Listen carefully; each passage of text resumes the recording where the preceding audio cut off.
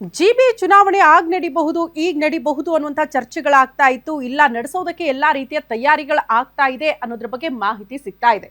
GBA ಚುನಾವಣೆ mostly DCM DK Shivakumar ಅವರಿಗೆ ಅತಿ ದೊಡ್ಡ ಪ್ರತಿಷ್ಠೆ, ಹಾಗಾಗಿ ಸದ್ದಿಲ್ಲದೆ ತಯಾರಿಗಳನ್ನ ಮಾಡಿಕೊಳ್ಳಲಾಗ್ತಾ ಇದೆ ಅಂತ ಈಗಾಗಲೇ ಮತದಾರರ ಪಟ್ಟಿ, ಮೀಸಲಾತಿ ಪಟ್ಟಿಯ ಬಿಡುಗಡೆ ಕೂಡ ಆಗಿದ್ದು, ಎಲ್ಲ ಅಂದುಕೊಂಡಂತೆ ಆಗ್ಬಿಟ್ರೆ 3 ತಿಂಗಳಲ್ಲೇ ಎಲೆಕ್ಷನ್ ಮಾಡ್ಬಿಡೋಣ ಅನ್ನೋ ನಿರ್ಧಾರಕ್ಕೆ ಬಂದಿದ್ದಾರಂತೆ.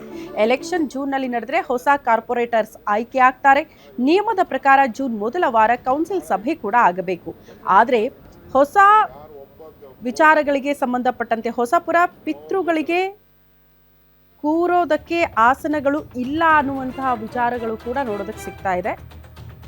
ಗೊತ್ತಿಲ್ಲ, ಒಟ್ನಲ್ಲಿ ಜಿಬಿಎ ಚುನಾವಣೆಗೆ ಎಲ್ಲಾ ರೀತಿಯ ಸಿದ್ಧತೆಗಳಾಗ್ತಾ ಇದೆ. ಮೋಸ್ಟ್ಲಿ 3 ತಿಂಗಳಲ್ಲೇ ಚುನಾವಣೆ ಆಗುವ ಸಾಧ್ಯತೆಗಳಿದೆ. ಅದಕ್ಕೆ ಬೇಕಾಗಿರುವಂತಹ ತಯಾರಿಗಳು ಆರಂಭ ಆಗಿರೋದನ್ನ ಗಮನಿಸ್ತಾ ಇದೆ.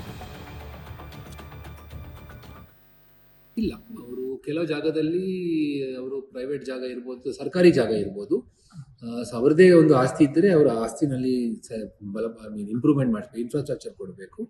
ಬೇರೆ ಕಡೆ ನಮ್ಮ ಬೇರೆ ಇಲಾಖೆದು ಏನಾದರೂ ಜಾಗ ಇದೆಯೋ ಇಲ್ವೋ, ಅದು ತಗೊಳ್ಬೋದೋ ಇಲ್ವೋ, ಅದೆಲ್ಲ ತಗೊಂಡು ಬಂದು ಸೂಕ್ತ ಪ್ರಸ್ತಾವನೆ ಈಗಾಗಲೇ ನಮ್ಮ ಜಿಬಿಎ ಮಂಡನೆ ಮಾಡಿಬಿಟ್ರೆ ಅದರಲ್ಲಿ ನಿರ್ದೇಶನ ತಗೊಂಡ್ಬಿಟ್ಟು ಅವ್ರ ಕೆಲಸ ಚಾಲೂ ಮಾಡಲಿಕ್ಕೆ ವ್ಯವಸ್ಥೆ ಮಾಡ್ತೀವಿ.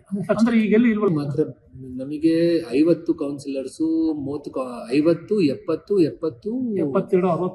ಬೇರೆ ಬೇರೆ ಕಡೆ ಇನ್ಫ್ರಾಸ್ಟ್ರಕ್ಚರ್ ಈಗಾಗಲೇ ಸರ್ಕಾರ ವತಿಯಿಂದ ಏನಾದರೂ ಮಾಡಿ ಇಟ್ಟಿದ್ದಾರೆ, ಅಥವಾ ಏನಾದರೂ ಒಂದು ದೊಡ್ಡ ಬಿಲ್ಡಿಂಗ್ ಇದ್ರೆ ಅಲ್ಲಿ ನಾವು ಬೇಗನೆ ಕೆಲಸ ರಿಫರ್ಬಿಶ್ಮೆಂಟ್ ಮಾಡಿ ಅದನ್ನ ಚಾಲೂ ಮಾಡಿಸ್ಲಿಕ್ಕೆ ವ್ಯವಸ್ಥೆ ಇದ್ರೆ ನಾವು ಖಂಡಿತ ಮಾಡ್ತೀವಿ. ಭವನ ಇರ್ಬೋದು, ಬಿಬಿಎಂಪಿ ಆಸ್ತಿ ಇರ್ಬೋದು, ಅಥವಾ ಬಾಡಿಗೆ ಮೇಲೆ ತಗೊಳ್ಳಿಕ್ಕೆ ವ್ಯವಸ್ಥೆ ಇದ್ರೆ ಅವರು ಆ ಥರ ವ್ಯವಸ್ಥೆ ಮಾಡಬೇಕು. ಸೊ ಆ ದೃಷ್ಟಿಯಿಂದ ನಾವು ಈಗಾಗಲೇ ಸೆಂಟ್ರಲ್ ಕಾರ್ಪೊರೇಷನ್ಗೆ ಮೇಯೋ ಹಾಲ್ ನೋಡಲಿಕ್ಕೆ ನಾವು ಹೇಳಿದ್ದೇವೆ. ಅಲ್ಲಿ ಒಂದು ದೊಡ್ಡ ನಮ್ಮ ಕೆಂಪೇಗೌಡ ಪ್ರಾಧಿಕಾರದ ಜಾಗ ಇದ್ದೆ. ಈಗ ಹೊಸ ಭವನ ಎನಿವೆ ಮಾಡ್ತಾ ಇದ್ದಾರೆ, ಅದಕ್ಕೆ ಅಲ್ಲಿ ಉಪಯೋಗ ಮಾಡಬಹುದೇ ಇಲ್ವೇ, ಕೆಂಪೇಗೌಡ ಭವನವರ ಜೊತೆಗೆ ಅದಕ್ಕೆ ಕೆಂಪೇಗೌಡ ಪ್ರಾಧಿಕಾರ ಜೊತೆಗೆ ಸಮಾಲೋಚನೆ ಮಾಡಲಿಕ್ಕೆ ನಾವು ಕೇಳ್ಕೊಂಡಿದ್ದೇವೆ. ಅವಕಾಶ ಇದೆಯೇ ಇಲ್ವೋ ಅಂತೆ. ಅದೇ ರೀತಿ ಬೇರೆ ಬೇರೆ ಇಲಾಖೆಗಳಿಂದ ಸಹ ಜಾಗ ಇದ್ರೆ ಅದನ್ನ ತಗೊಳ್ಳಿಕ್ಕೆ ವ್ಯವಸ್ಥೆ ಮಾಡ್ತೀವಿ.